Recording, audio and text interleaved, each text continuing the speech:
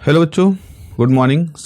Welcome back. और इससे पहले हम लोग की जो बातचीत हुई थी उसमें हम लोगों ने बात कर चुके थे आपका जो डाइलेक्ट्रिक पोलराइजेशन है उसकी वैल्यू क्या होती है। तो इसमें ये होता है कि ये हम लोगों ने पढ़ा था कि जो जो मॉलिक्यूल्स होते हैं, डाइलेक्ट्रिक मॉलिक्यूल होते हैं, वो दो तरह के होते हैं मेनली। एक होते हैं पोलर और एक होते हैं नॉन पोलर। पोलर वो होते हैं जिनमें पहले से एक डाइपोल मोमेंट होता है, जिसको हम कहते हैं कि जैसे एक मॉलिक्यूल है, उसमें अपना एक प्लस हिस्सा है, एक माइनस हिस्सा है, तो इनके बीच में कुछ डिस्टेंस है, डी डिस्टेंस है।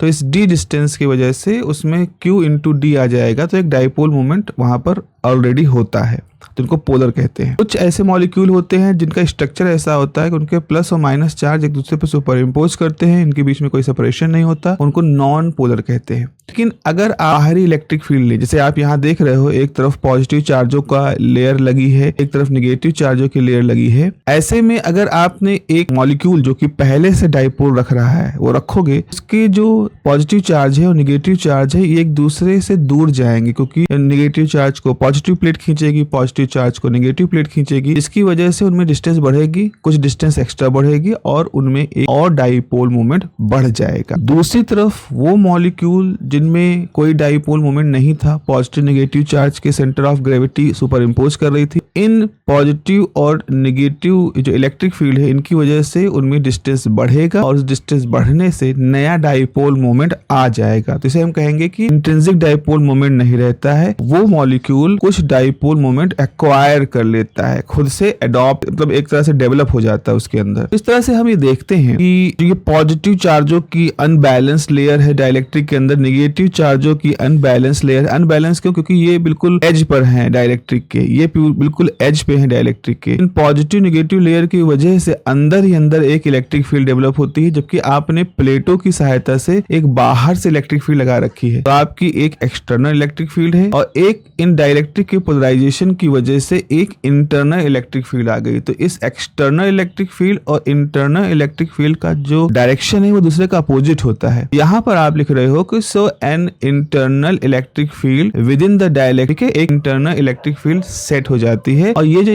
इंटरनल फील्ड होती है ये होती है against the external electric field. बाहर से जो इलेक्ट्रिक फील्ड लग रही है उसके अगेंस्ट होती है, and this process is called the dielectric polarization. तो हम लोगों ने बात किया कि भाई एक डाइलेक्ट्रिक पोलराइजेशन वहां पर हो जाता है। पोलराइजेशन इसलिए क्योंकि अब इस डाइलेक्ट्रिक के अंदर जो ये पहले से जो बाहर से प्लेटों के चार्ज थे उन्होंने अंदर ऐसा चार्जों को अपनी तरफ खींचना शुरू कर दिया। अब चूंकि मॉलिक्यूल है तो अपनी जगह फिक्स रहेंगे, वो मॉलिक्यूल तो कहीं से मूव कर नहीं सकते, इधर से उधर जंप नहीं कर सकते, बस अपनी जगह पर अपने आप को स्ट्रेच कर सकते हैं, अपने आप को थोड़ा सा रोटेट होकर के रीओरिएंट कर सकते हैं। तो यहाँ पर आप लिख रहे हो कि this process is called the dielectric polarization. What process? हमारी बाहर की इलेक्ट्रिक फील्ड की लगने की वजह से डाइलेक्ट्रिक के अंदर जो electric field internal electric field develop होती है, that this process is called the dielectric polarization. अगर और एक्यूरेट तरीके से कहें, so the polarization is induced surface charge per unit area. Polarization क्या है? जहां पर एक सरफेस चार्ज एरिया इंड्यूस हो जाता है। आप कहोगे सर ये अचानक से तो सरफेस चार्ज एरिया की बात कहां से आ गई, अभी तक तो कुछ नहीं था।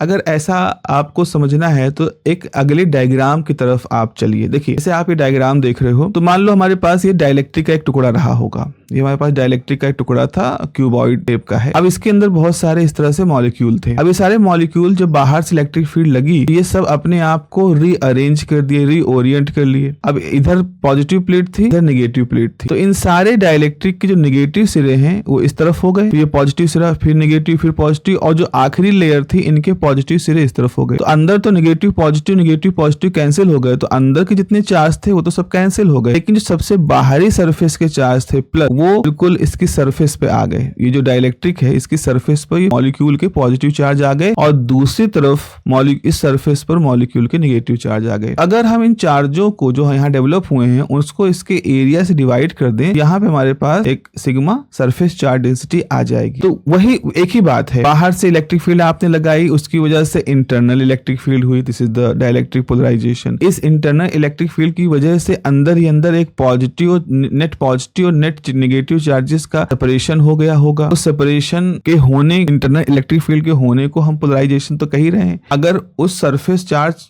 मतलब उस चार्ज अपॉन एरिया को अगर हम डिवाइड करें, जो सरफेस चार्ज डेंसिटी होती है उसको भी अगर हम शामिल करना चाहें तो हम कह सकते हैं कि the polarization is induced surface charge per unit area. एक ही चीज को अलग अलग तरीके से कहने के तरीके हैं, या कह लो induced surface charge density of bound charges in dielectric. Induced surface charge density मतलब एक नई सरफेस चार्ज डेंसिटी आ गई, क्योंकि पहले क्या था, पहले मॉलिक्यूल ऐसे रैंडम थे, कोई इधर टेढ़ा मेढ़ा इस तरह से कोई लगा हुआ है। तो जब मॉलिक्यूल इस तरह से रैंडम थे तो उनके चार्ज एक दूसरे को न्यूट्रलाइज कर दे रहे थे। कोई ऐसा नहीं था कोई एक सरफेस बिल्कुल पॉजिटिव हुई है, एक सरफेस बिल्कुल निगेटिव हुई है, क्योंकि चार्ज रैंडम थे तो सबके डाइपोल मोमेंट एक दूसरे को कैंसिल कर दे रहे थे। लेकिन जब आपने बाहर से इलेक्ट्रिक फील्ड लगाई तो सारे एक दिशा में आ गए। एक दिशा में आने की वजह से उनमें एक तरह का सरफेस चार्ज डेंसिटी डेवलप हो गई। तो अगर हम यहाँ पे कहें कि इस वजह से Q डैश चार्ज जो है वो अपीयर हुआ है डाइलेक्ट्रिक, जब इलेक्ट्रिक एक्सटर्नल इलेक्ट्रिक फील्ड में रखा तो पोलराइजेशन क्या होता है, जो डेवलप चार्ज है Q डैश और डिवाइड कर दो A से, तो this is called the surface charge density. Polarization की वजह से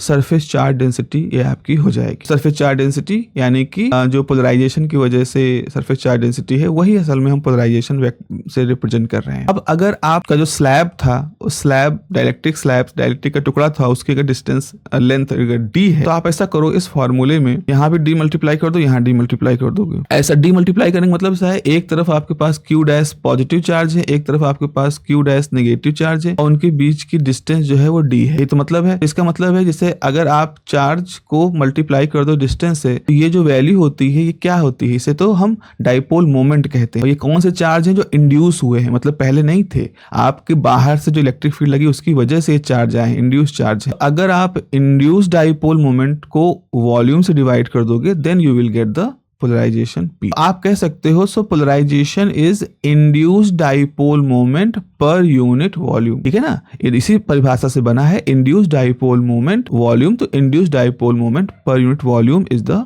पोलराइजेशन। अगर पोलराइजेशन वेक्टर की बात की जाए, पोलराइजेशन वेक्टर की बात करें तो देखो, अगर हम इसको वेक्टर फॉर्म में ले रहे हैं तो आपके पास जो d था उसको आप वेक्टर फॉर्म में लो, तो ये ऐसा होगा कि d की डिस्टेंस जो है नेगेटिव से पॉजिटिव की तरफ है। अगर आपका जो p है इस तरह से मतलब ये आप ऐसे देखो, ये डाइपोल मोमेंट जो होता है ना, डाइपोल मोमेंट हमेशा नेगेटिव से पॉजिटिव की तरफ होता है, तो ये जो डायरेक्शन है वो p की है, दिस नेगेटिव टू पॉजिटिव। अब जैसे एक सरफेस है, एक आपका सरफेस इस तरह से है, उसका नॉर्मल तो गॉस के हिसाब से उसके सरफेस के परपेंडिकुलर होगा, लेकिन आपका जो डाइपोल मोमेंट है वो तो नेगेटिव से पॉजिटिव की तरफ है। तो इस केस में आप देखो कि सरफेस ए के बीच में आपका एक एंगल थीटा यहाँ पे बन रहा है। तो अगर आप वेक्टर फॉर्म में लिखना चाह रहे हो तो P इज लाइक दिस, और D की वैल्यू मैंने बताई है नेगेटिव से पॉजिटिव की तरफ होती है। मान लो आपका स्लैब ऐसा था जिसका सरफेस एरिया इस तरह से, तो इसका नॉर्मल हो गया और इधर नेगेटिव चार्ज है, पॉजिटिव चार्ज है, तो D भी वैसे ही दोनों पैरेलल हो गए, यहाँ पे दोनों D और N पैरेलल हो गए हैं। लेकिन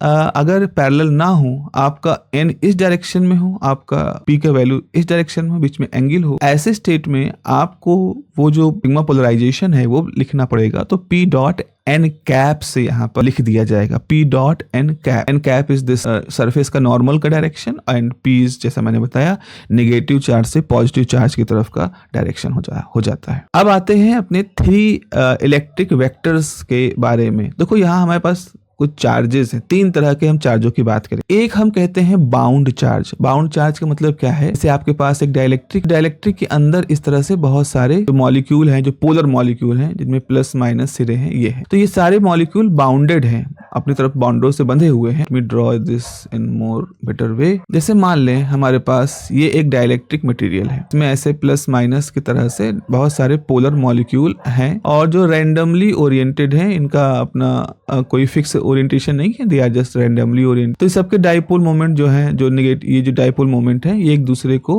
न्यूट्रलाइज कर दे रहे हैं।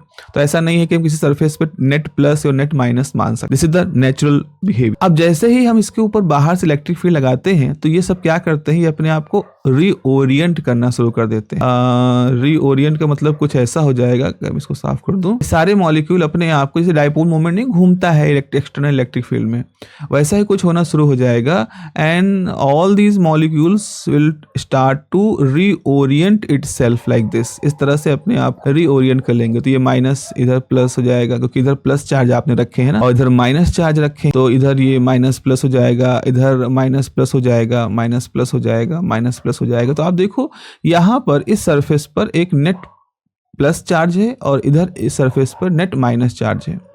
अब आपने बाहर जो प्लेटें रखी हैं, इन प्लेटों पर जो चार्ज आप जब चाहो रख सकते हो, जब चाहो हटा सकते हो। भाई जैसे कैप्स्टर होता है, उसकी प्लेटें होती हैं, तो हम उसको चार्ज कर सकते हैं, हम उसको डिस्चार्ज कर सकते हैं। ऐसे ही यहाँ पर भी चार्जिंग डिस्चार्जिंग पॉसिबल है। तो ऐसे चार्जों को हम क्या कहते हैं? Free charges. भाई फ्री चार्ज मतलब जब चाहे आपने रखा, जब चाहे आपने हटा दिया। लेकिन जो डाइलेक्ट्रिक के अंदर के जो चार्ज होते हैं, जो ये आप एक सरफेस पर नेट नेगेटिव और एक सरफेस पर नेट पॉजिटिव देख रहे हो, they are not the free charges, they are the bound charges. क्योंकि डाइलेक्ट्रिक के अंदर है और मॉलिक्यूल के साथ है, तो ये आपके बाउंड चार्जेस हैं। और तीसरी फैमिली क्या है? चाहे फ्री हो चाहे बाउंड हो, है तो सब चार्ज ही। तो यहाँ पे तीन तरह की कैटेगरी हैं। एक कैटेगरी है जो पूरी तरह से फ्री है, एक है जो बाउंड है, और एक कैटेगरी दोनों का मिक्स, यानी कि फ्री बाउंड कोई भी तरह का चार्ज हो। तो हम तीन तरह के वेक्टर्स यहाँ डिफाइन करते हैं। एक होता है इलेक्ट्रिक वेक्टर, जो कि हम लोग शुरू से पढ़ते आ रहे हैं। भाई वो चार्जों के साथ जुड़ा हुआ है, उसको इस भेदभाव से कोई मतलब नहीं कि चार्ज कैसा है, आपका फ्री टाइप का है कि बाउंड चार्ज है। दूसरे तरह की जो चार्ज, अब दूसरे तरह का वेक्टर जो डी है, जिसको हम डिस्प्लेसमेंट वेक्टर कहते हैं, ये जुड़ा होता है फ्री चार्जेस से। जो फ्री चार्ज और जो डिस्प्लेस हो सकते हैं, एक जगह से आ सकते हैं, रखे जा सकते हैं, हटाए जा सकते हैं। और तो उसके लिए हमारे पास डी है। तो ई क्या है? E is for in general all kind of charges, D is for free charges, and P जो है, P इज फॉर द जो पोलराइजेशन वाले चार्ज हैं, जो बाउंड चार्ज हैं, उनके साथ जुड़े हैं। तो हम इन तीन तरह के चार्ज को यहाँ पर देख रहे हैं, तो इन तीन तरह के वेक्टरों को भी हमको यहाँ पर शामिल करना पड़ेगा। तो बारी बारी से मैं बताता हूँ कि यहाँ पे लिखा है कि जो vector D, it connected with the free charges. और मैंने बताया आपको फ्री चार्ज का मतलब क्या है, free charges only. So vector D begin and end on free charges. आप देखिए इस डायग्राम में जो येलो कलर की लाइन दिख रही है, ये इस पॉजिटिव प्लेट के प्लस चार्ज से और इस नेगेटिव प्लेट के माइनस चार्ज तक जा रही है। So this is the free charge on positive plate, this is the free charge on negative plate. तो पॉजिटिव प्लेट शुरू होकर के नेगेटिव प्लेट तक जा रही है। तो ये पूरे कैपेसिटर में चूंकि यूनिफॉर्मली डिस्ट्रीब्यूटेड है, तो वो कांस्टेंट रहती है। फिर दूसरा है पी जो होता है, it connected with the polarization charges only. जो पोलराइजेशन वाले चार्ज, जो बाउंड चार्ज है, वैसे जैसे अंदर देखो आपकी बाउंड चार्जों की जो लेयर है, इधर पॉजिटिव चार्जों की लेयर है और इधर आपकी नेगेटिव चार्जों की लेयर है। So it begin and end on a polarization charges and zero everywhere except inside. तो केवल अंदर ही, डायरेक्ट्रिक के अंदर ही ये आपका वेक्टर पी डिफाइन होता है, बाकी और जगहों पर डिफाइन नहीं करते हैं।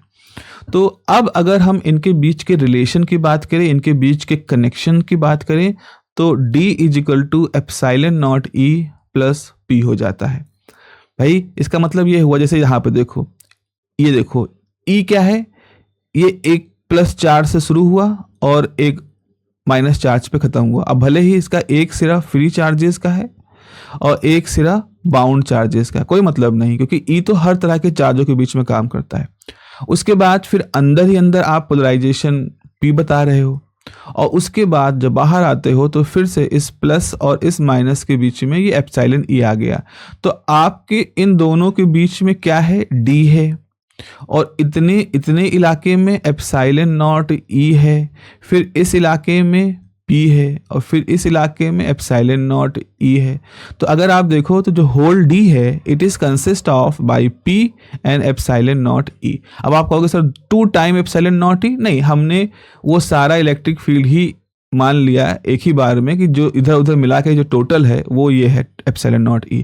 सो आपका D is equal to epsilon naught E plus P। तो इस तरह से आप यहाँ पर इस तरह से आप एक रिलेशन ग्राफिकली, यहाँ मैथमेटिकली भी इसके तरीके हैं इसको ड्राइव करने के, बट हम लोगों ने यहाँ पर ग्राफिकली ही डायग्राम के थ्रू ये दिख लिया। तो इस तरह से आप याद रखोगे तो कभी आपको ये कन्फ्यूजन नहीं होगी कि कहीं D की जगह पे E लिख रहे हो और P की जगह पे D लिख रहे हो, ऐसा कुछ नहीं होगा। आप हमेशा याद रखोगे इस चीज़ को। तो अब यहाँ पर अगर डाइलेक्ट्रिक की टाइप की बात करें तो फॉर द आइसोटोपिक मीडिया है तो P और E सेम डायरेक्शन में होते हैं। For the non isotopic media में जो P होती है और जो E है उसका डायरेक्शन सेम नहीं होता। तो आइसोट्रोपिक में जैसे प्लस से माइनस की तरफ है तो E है, तो जो P होगा वो भी माइनस से प्लस की तरफ सेम डायरेक्शन में होगा। This is the isotropic media. और अदरवाइज अगर ये इस तरह से है और आपका इलेक्ट्रिक फील्ड इस तरह से है, दोनों के बीच की डायरेक्शन का आप देख रहे हो एक डिफरेंस है, तो this is the non isotropic media. ठीक है।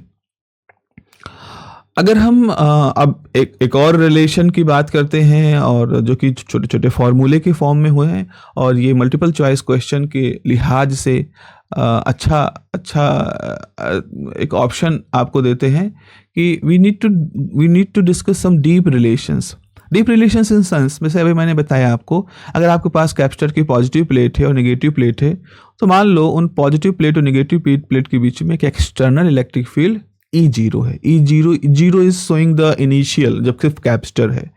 तो गॉस लॉ क्या कहता है कि जो E0 होता है वो Q अपॉन एप्सिलॉन A होता है, क्योंकि जनरली गॉस लॉ कैसे लिखते हैं, E dot ds and charge enclose by epsilon not.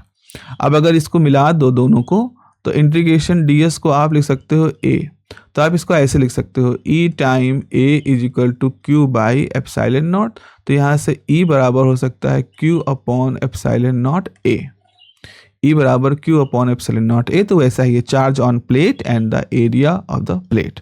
और when the dielectric is placed, then electric field कितना हो जाता है। अगर डाइलेक्ट्रिक इसके अंदर रख देते हैं, तो मैंने डाइलेक्ट्रिक कांस्टेंट को शुरू में ही बताया है कि डाइलेक्ट्रिक कांस्टेंट जो K होता है, वो जो इनहेरेंटली जो शुरुआती इलेक्ट्रिक फील्ड थी और जो अब इलेक्ट्रिक फील्ड डाइलेक्ट्रिक के लगने से हो गई है, उसके रेशियो के बराबर होता है। तो K is this E0 upon E। तो यहाँ से E की वैल्यू हो जाएगी E0 अपॉन K। ऑलरेडी आपने E0 की वैल्यू गॉस लॉ से निकाली है, तो ये क्वेश्चन नंबर 2 आपके पास है, जहाँ पर Q भी है, K भी है, एप्सिलॉन भी है, A भी है।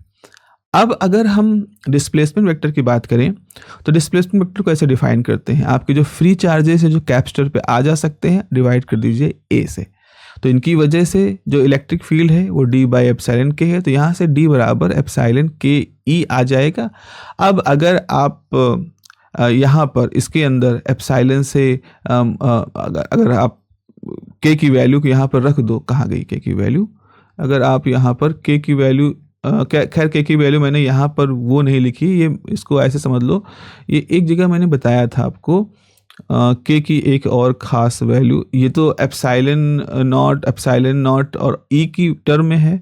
एक जगह मैंने एप्सिलॉन नहीं, E की जगह पर है, अच्छा एप्सिलॉन के टर्म में नहीं लिखा था। तो okay, please remember this formula कि जो K होता है ना, उसको रिलेटिव कांस्टेंट कहते हैं। तो ये क्या होता है, किसी मटेरियल का जो परमिटिविटी है और जो फ्री स्पेस की परमिटिविटी, उसके रेशियो बराबर होता है। तो इस फॉर्मूले में अगर आपने K की value epsilon upon epsilon not रखी, दोनों कैंसिल हो जाएंगे, तो आपके पास एप्सिलॉन E आ जाएगा। सो D is simply epsilon time E। यहाँ एप्सिलॉन उस मीडियम की परमिटिविटी है।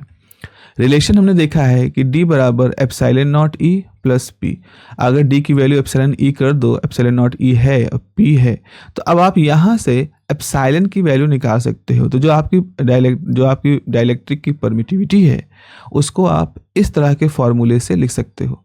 तो डाइलेक्ट्रिक की परमिटिविटी जो है वो फ्री स्पेस की परमिटिविटी में अगर आप P बाई E को जोड़ दोगे, तो दो उस मटेरियल की परमिटिविटी निकल आएगी। और ये बड़ा ऑब्वियस सी बात है भाई, देखो ये जो फ्री स्पेस तो हर तरफ है, मतलब एयर मान लो, तो एयर की हम बात कर रहे हैं, फ्री स्पेस तो यहाँ नहीं है, तो यहाँ एयर की बात कर रहे थे। एयर की परमिटिविटी है एक, मतलब हम देखो, आप टेक्निकलिटी में थोड़ा सा हटो और फ्री स्पेस और दोनों की परमिटिविटी को लगभग बराबर मान के आपका ये वैल्यू है तो है ही है।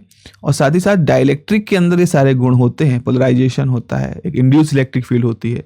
सो अगर आपको डाइलेक्ट्रिक की परमिटिविटी निकालना है, तो ये आपका फॉर्मूला वहाँ पर काम करता है। ओके, एक और अब इसी को आगे बढ़ाते हैं। आपने डी की वैल्यू तो एप्सिलॉन टाइम E रखी थी, ये तो फॉर्मूले में होता ही है, पोलराइजेशन है। आप क्या करें, इसके अंदर एप्सिलॉन नॉट से डिवाइड कर दें, एप्सिलॉन नॉट से डिवाइड करके मल्टीप्लाई कर दें। तो जैसा ऐसा आप करोगे, तो आपने इसकी वैल्यू K के टर्म में लिख ली। अब इससे क्यों लिख रहे हो, ताकि आप एप्सिलॉन नॉट E को यहाँ पर कॉमन देख सको। इधर जाएगा तो ये K-1 हो जाएगा, एप्सिलॉन नॉट E हो जाएगा, P हो जाएगा। तो P इन वैक्यूम K बराबर 1 होता है, तो P की वैल्यू 0 हो जाएगी। देखो यहाँ पे देखो, अगर वैक्यूम के लिए बात करें तो 1 हो जाएगा। तो जैसे K की वैल्यू 1 होगी, ये दोनों कैंसिल हो जाएंगे और P की वैल्यू 0 हो जाएगी। तो ठीक है, सही बात है, वैक्यूम में पोलराइजेशन नहीं होता है, पोलराइजेशन तो डाइलेक्ट्रिक की प्रॉपर्टी है। तो P की वैल्यू आपके पास इस तरह से लिखी जा सकती है। This is a relation that सीधे क्वेश्चन के फॉर्म में भी आपसे पूछा जा सकता है। अब एक और प्रॉपर्टी होती है जिसको हम कहते हैं dielectric susceptibility. This is something technical, I know this is technical, but this is the physics and you have to, आपको समझना पड़ेगा भाई। ससेप्टिबिलिटी, परमिटिविटी, पोलराइजेशन के रिलेशन, ये सब चीज़ें आपके सिलेबस का हिस्सा है एंड आपको एक इंट्यूशन डेवलप करना पड़ेगा।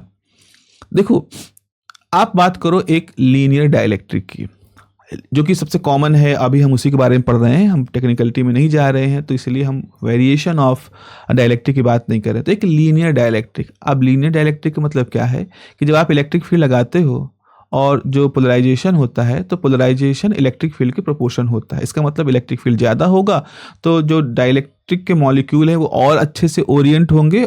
मतलब ये मटेरियल था, इसमें डाइलेक्ट्रिक मॉलिक्यूल ऐसे पहले रैंडम थे, कोई इधर कोई उधर, इस तरह से रैंडम थे। आपने इलेक्ट्रिक फील्ड लगाई, तो इलेक्ट्रिक फील्ड लगाने से क्या हुआ, आपके डाइलेक्ट्रिक के अंदर जो मॉलिक्यूल थे वो एक तरह से इस तरह से अरेंज हो गए।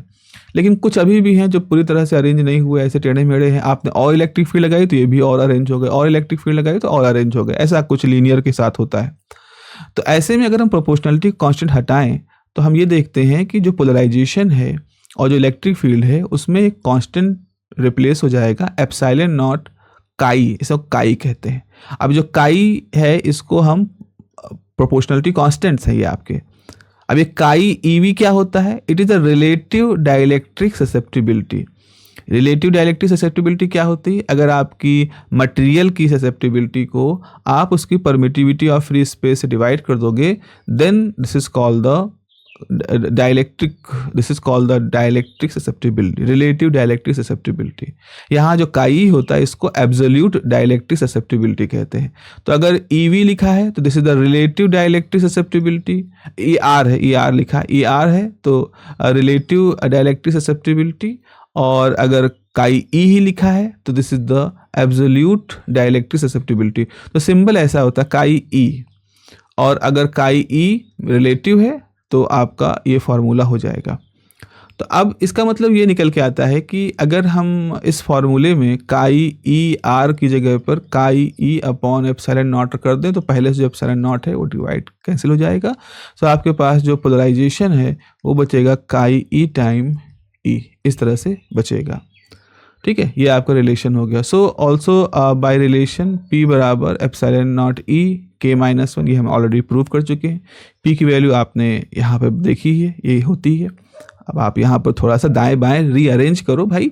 यहाँ पर आप इलेक्ट्रिक फील्ड को न्यूट्रलाइज कर दो तो काई ई की वैल्यू आ गई, और काई ई बाई एप्सिलॉन नॉट जो होता है रिलेटिव का है। तो रिलेटिव जो डाइलेक्ट्रिक ससेप्टिबिलिटी होती है असल में डाइलेक्ट्रिक कांस्टेंट -1 होती है। तो अगेन फ्री स्पेस के लिए K की वैल्यू 1 है तो 1 - 1 0 हो जाएगी। तो रिलेटिव डाइलेक्ट्रिक जो होती है वो भी 0 हो जाएगी। तो रिलेटिव डाइलेक्ट्रिक कांस्टेंट जो है वो कब रिलेवेंट होगा, जब आप किसी डाइलेक्ट्रिक मटेरियल की बात कर रहे होगे।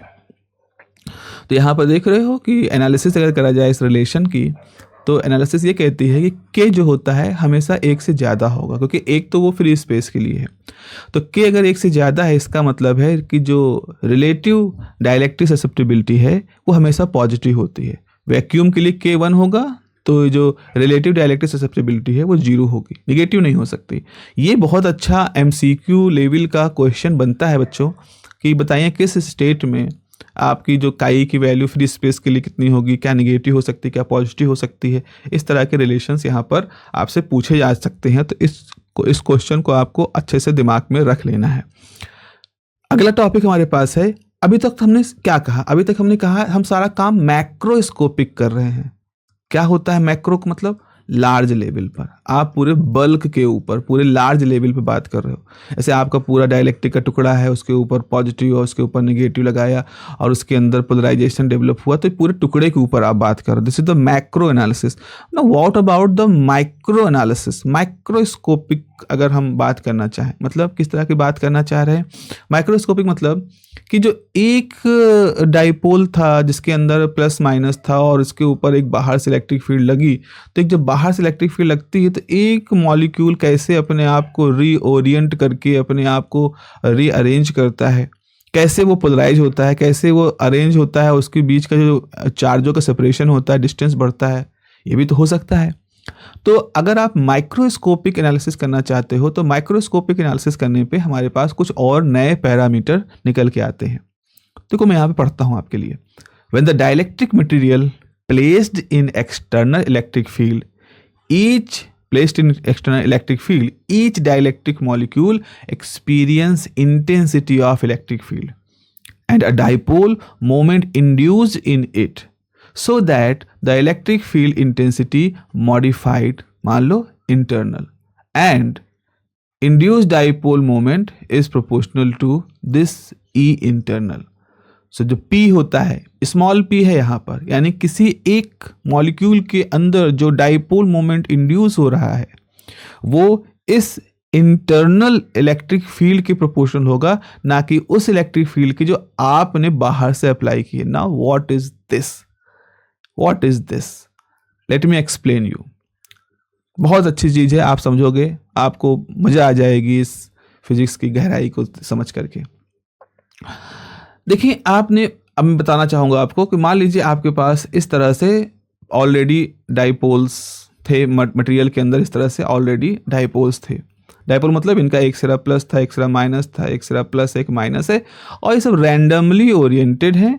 तो रैंडमली ओरिएंटेड होने की वजह से इनके देखो, अब डाइपोल मोमेंट तो माइनस से प्लस होता है, इसका डाइपोल मोमेंट इधर है, इसका डाइपोल मोमेंट इधर है, इसका डाइपोल मोमेंट इधर है, इसका डाइपोल मोमेंट इधर है, इसका डाइपोल मोमेंट इधर है। तो सबके डाइपोल मोमेंट जो हैं वो रैंडम है, एक दूसरे को एक तरह से न्यूट्रलाइज से कर रहे होते हैं। ठीक है, तो अब मैंने आपको बताया है कि हर डाइपोल मोमेंट की वजह से एक इलेक्ट्रिक फील्ड होती है जो कि प्रोपोर्शनल होती है P cos theta upon 4 pi epsilon not r square के। तो यहाँ पर ये दिखा रहा है कि इलेक्ट्रिक फील्ड थीटा के हिसाब से वेरी करता है।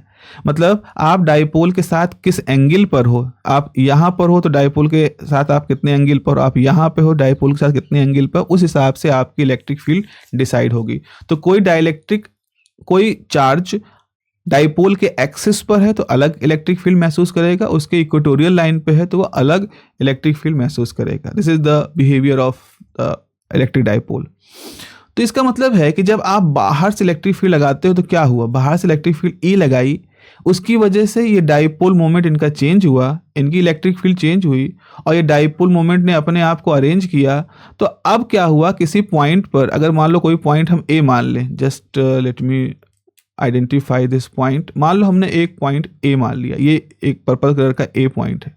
तो अब इस ए पॉइंट पर ये बाहर वाली इलेक्ट्रिक फील्ड पूरी की पूरी नहीं काम कर रही, बल्कि इस बाहर वाली इलेक्ट्रिक फील्ड और उसके साथ साथ जो पड़ोसी डाइपोल हैं उनकी जो इलेक्ट्रिक फील्ड है वो सब मिल करके इस पॉइंट ए पर, इस पॉइंट पर काम कर रही है।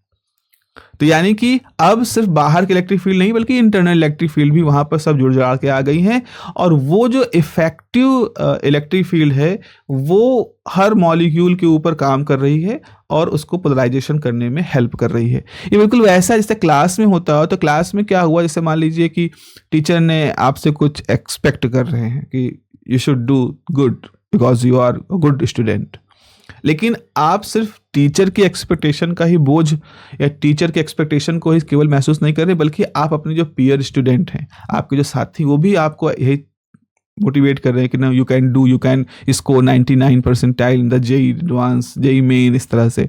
सो अब आपके ऊपर जो ओवरऑल प्रेशर है, अगर आप प्रेशर को महसूस कर रहे हो, इस एक्सपेक्टेशन के प्रेशर को, तो आपके पास प्रेशर सिर्फ टीचर का नहीं है, लेकिन टीचर, स्टूडेंट, क्लोज स्टूडेंट, और जिससे आपकी नहीं बनती उसकी जो दूसरे सेक्शन के बच्चे हैं, जो आपके पड़ोस में रहते हैं, जो आपके रिश्तेदार हैं, उन सब का एक ओवरऑल इफेक्टिव प्रेशर आपके ऊपर काम कर रहा है ना, वो काम कर रहा है। अब आप उसमें से डिस्टिंग्विश नहीं कर रहे, बिकॉज ये सब कुछ एक साथ आपके ऊपर है कि कौन क्या कहेगा, कौन नहीं आया तो कोई कैसे सोचेगा, इस तरह की चीज़ें आपको महसूस हो रही हैं। तो ऐसा ही कुछ सोचो कि जब डाइलेक्ट्रिक के अंदर कोई पॉइंट पर एक कोई मॉलिक्यूल है, तो जब वो पोलराइज हो रहा होगा तो ऐसा नहीं कि उसके ऊपर सिर्फ आपकी बाहर से लगी हुई इलेक्ट्रिक फील्ड ही काम कर रही है, बल्कि बाहर की इलेक्ट्रिक फील्ड, अंदर के जो पड़ोसी मॉलिक्यूल है उनकी इफेक्टिव इलेक्ट्रिक फील्ड, सब कुछ मिल मिला करके उसके ऊपर ऐसा काम करता है। तो ऐसी स्थिति में जब हम एक इंडिविजुअल लेवल पर किसी मॉलिक्यूल की बात कर रहे हैं तो ये प्रोपोर्शनलिटी हमने समझी, और अगर हम इस प्रोपोर्शनलिटी को समझ पा रहे हैं तो अब हम यहाँ पर डिफाइन कर सकते हैं एक parameter, this is the alpha and this is called the polarizability, polarize होने की एबिलिटी, जो कि किसी इंडिविजुअल मॉलिक्यूल लेवल पर है। So dipole moment is internal electric field and this alpha, this is called the polarizability of the given dipole. तो alpha is what? Alpha is the polarizability of the given dipole. Microscopic property होती है ये। तो अगर internal electric field अगर 1 है तो in that case P is equal to alpha के बराबर हो जाएगी। तो परिभाषा यहाँ पे निकल के आ सकती है कि polarisability is the dipole moment per unit field strength. तो अगर यूनिट फील्ड स्ट्रेंथ है तो उस केस में आपकी जो पोलराइजेबिलिटी होती है वो जो मॉलिक्यूलर डाइपोल मोमेंट है उसके बराबर हो जाएगी। तो ये एक माइक्रोस्कोपिक प्रॉपर्टी, आपको माइक्रोस्कोपिक प्रॉपर्टी में क्यों कह रहा हूँ, क्योंकि ये किसी इंडिविजुअल डाइलेक्ट्रिक के अंदर मौजूद किसी इंडिविजुअल मॉलिक्यूल के पोलराइज होने की या डाइपोल मोमेंट इंड्यूस होने की टेंडेंसी को शो कर रहा है। अगर थोड़ा डीप में देखें तो यहाँ पर आप कहोगे कि alpha this the polarisability is related with the electric dipole formation of ion, molecules, atom and many mechanisms are related with the alpha। तो जो पोलराइजेबिलिटी है उसमें आपका मतलब आप देखो यहाँ पर एक अल्फ़ा है, अल्फ़ा एटॉमिक है, अल्फ़ा आयन का है, अल्फ़ा ओरिएंटेशन का है, अल्फ़ा इंटरफेशियल है। जहाँ अल्फ़ा इलेक्ट्रिक मतलब होता है कि डिस्प्लेसमेंट ऑफ चार्जेस की वजह से होता है, जब मॉलिक्यूल के चार्ज इलेक्ट्रॉन प्रोटॉन दूर जाते हैं उनकी वजह से होता है। एटॉमिक में क्या होता है कि एटम के डिस्प्लेसमेंट की वजह से होता है। अल्फ़ा ओरिएंटेशन का मतलब क्या होता है कि जब मॉलिक्यूल रोटेट कर रहे होते हैं उनकी वजह से एक्सिस ऑफ सिमेट्री पे जो चेंजेस होते हैं उसकी वजह से होता है। अल्फ़ा इंटरफेशियल का मतलब होता है कि लैटिस डिफेक्ट है, वैकेंसी है, इम्प्योरिटी है, उनकी वजह से होता है। तो किसी डाइलेक्ट्रिक के अंदर जो पोलराइजेबिलिटी होती है, जो कि एक्चुअली उसकी माइक्रोस्कोपिक प्रॉपर्टी किसी मॉलिक्यूल के डाइपोल मोमेंट इंड्यूस करने की प्रॉपर्टी के साथ जुड़ा हुआ होता है, उसके अंदर ये 3-4 तरह के कंपोनेंट्स होते हैं जो कि डोमिनेंटली मैं कहूँगा यहाँ पर अपना योगदान देते हैं। अब इस चीज़ को समझते हुए, इस इंटरनल इलेक्ट्रिक फील्ड को समझते हुए लॉरेंज ने एक कॉन्सेप्ट दिया था जिसको कि हम लॉरेंज लोकल फील्ड कहेंगे। तो लॉरेंज लोकल फील्ड कॉन्सेप्ट ये कहता है कि अगर आपके पास एक डाइलेक्ट्रिक है, उसको आपने रख दिया है एक्सटर्नल इलेक्ट्रिक फील्ड में, then the field induced polarization, obvious सी बात है, आपने अगर डाइलेक्ट्रिक को किसी एक्सटर्नल इलेक्ट्रिक फील्ड में रख दिया है तो एक्सटर्नल इलेक्ट्रिक फील्ड उसके अंदर एक तरह का डाइपोल इंड्यूस करेगी, इलेक्ट्रिक डाइपोल इंड्यूस करेगी। तो आप कह सकते हो, so at any point in the dielectric molecule not only experience external electric field but also the electric field due to the polarization of the neighboring molecules. So Lorentz suggested that if we consider a spherical cavity, now this is a very clever, very technical, very clever arrangement जो कि Lorentz ने calculate किया था, कि उन्होंने cavity की कल्पना की और कहा कि कैविटी पर अगर उस कैविटी के अंदर से हमने चार्ज हटा दिए हैं तो जो कैविटी बन गई है उसके ऊपर जो बाहर की इलेक्ट्रिक फील्ड है प्लस और माइनस चार्ज, जो कि वो कुछ चार्ज इंड्यूस करेगी, एक तरफ प्लस चार्ज होंगे, एक तरफ माइनस चार्ज होंगे, और कैसे एक दूसरे के अंदर इलेक्ट्रिक फील्ड माइनस से प्लस की तरफ पोलराइजेशन की होती है। तो after all those terminologies ultimately उन्होंने ये निकाला कि जो इंटरनल इलेक्ट्रिक फील्ड होती है ये अप्लाइड इलेक्ट्रिक फील्ड और जो पोलराइजेशन P डेवलप हो रहा है डिवाइड बाय 3ε0 इसके बराबर होगी। अब ये again this is a matter of great derivation, but हम लोग तो क्वालिटी वाइज पढ़ रहे हैं। तो internal electric field is E time P by 3ε0। याद रखना ये आपका लोकल इलेक्ट्रिक फील्ड है या लॉरेंज इलेक्ट्रिक फील्ड है, और इसी नाम से ही ये लिटरेचर में है, क्वेश्चन पेपर में आएगा। तो अब आपके पास क्या हुआ, अगर आपके पास इंटरनल इलेक्ट्रिक फील्ड है इसका मतलब है आप पोलराइजेबिलिटी जैसी चीज़ को समझ सकते हो। आपके पास पोलराइजेशन P है तो इसके साथ जुड़ा हुआ पैरामीटर है काई E, यानी कि एब्सोल्यूट ससेप्टिबिलिटी। तो जहाँ पोलराइजेबिलिटी माइक्रो प्रॉपर्टी को शो कर रही होती है, वहाँ पर ससेप्टिबिलिटी जो होती है वो मैक्रो प्रॉपर्टी को शो कर रही होती है। तो माइक्रो से मैक्रो तक की पूरी यात्रा है। अब यहाँ पर आते हैं क्लॉसियस और यहाँ आते हैं मसोटी। तो क्लॉसियस मसोटी ये दो लोग क्या करते हैं, इन लोगों ने एक ऐसा रिलेशन बताया जो कि इस माइक्रो प्रॉपर्टी को और इस मैक्रो प्रॉपर्टी को आपस में कनेक्ट कर देती है। मतलब आपके पास अगर किसी डाइलेक्ट्रिक की माइक्रो प्रॉपर्टी यानी पोलराइजेबिलिटी जैसी जानकारी है, then you can calculate the macro property like the susceptibility। अब चूंकि मैंने बताया है कि susceptibility के साथ डायरेक्ट्रिक कांस्टेंट भी जुड़ा होता है और आगे आप देखोगे कि इसके साथ रिफ्रैक्टिव इंडेक्स भी जुड़ा होता है। तो ये सारी ससेप्टिबिलिटी, डायरेक्ट्रिक कांस्टेंट, आपका रिफ्रैक्टिव इंडेक्स, ये सब कुछ कनेक्ट हैं आपस में, ये सब मैक्रो प्रॉपर्टी से कनेक्टेड हैं और इनको आप लिख सकते हैं।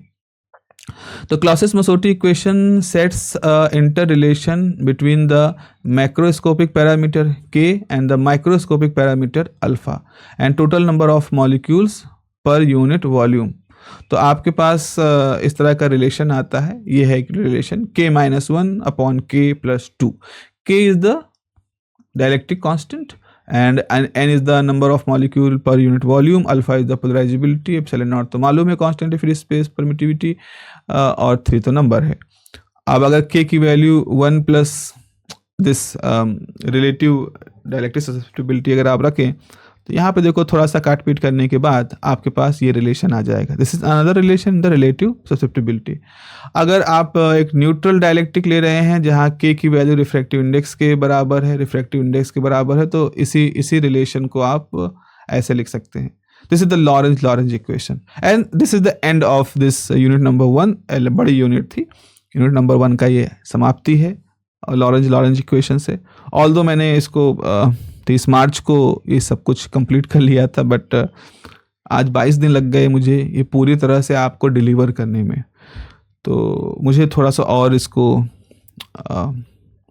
रिफाइन करना है सो दैट मैं और तेज़ी से आपको डिलीवर कर सकूं। So this is all about the unit number 1 from the theory portion. और अभी मैं जो आपके सामने जो अगली सीरीज़ आएगी उसमें हम लोग मल्टीपल चॉइस क्वेश्चंस को यहाँ पर सॉल्व करेंगे। चलिए अपना ध्यान रखिए। Have a nice day, take care, bye bye.